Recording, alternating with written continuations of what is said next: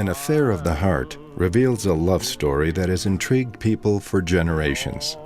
Through personal letters, documents, and first-person accounts, we return to the first half of the 20th century and present the true story of the relationships involving President Franklin D. Roosevelt, his wife Eleanor, his friend and love Lucy Mercer Rutherford, and his companion Margaret Daisy Suckley. Hear these words written by Eleanor Roosevelt. My husband and I came through the years with an acceptance of each other's faults and foibles, a deep understanding, warm affection, and agreement on essential values. He might have been happier with a wife who was completely uncritical. That I was never able to do, and he had to find it in other people.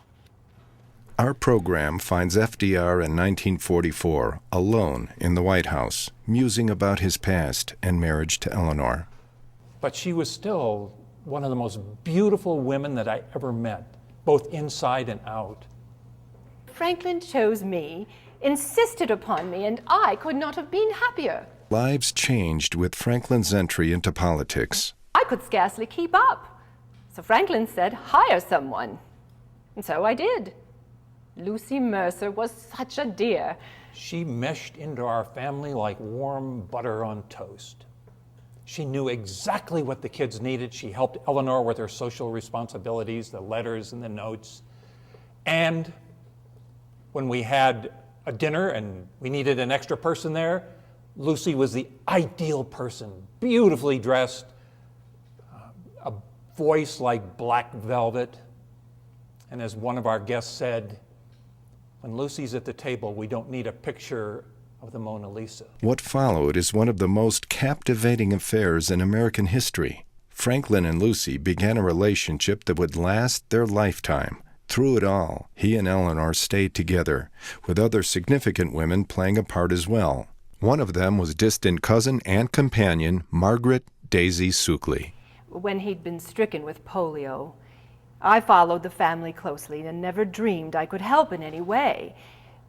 Now they were asking me to be his companion, to keep him at his exercises. Oh, the doctor said he'd never walk again, but he believed differently, and who was I to disagree? I loved our time together, when either Sarah or Eleanor had much time for him, and he was as hungry for attention as I was, to get away from my privileged life of parties and society. I savored our time together, and as the years went by, we became very close.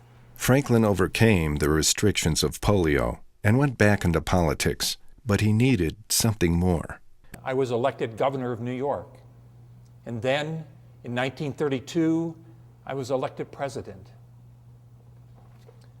And by that time, I was corresponding back and forth with Lucy. She had gotten married, she had a child, and she had stepchildren.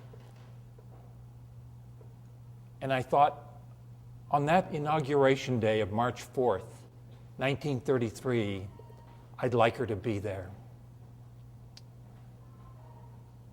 Was I wrong to invite her to my inauguration?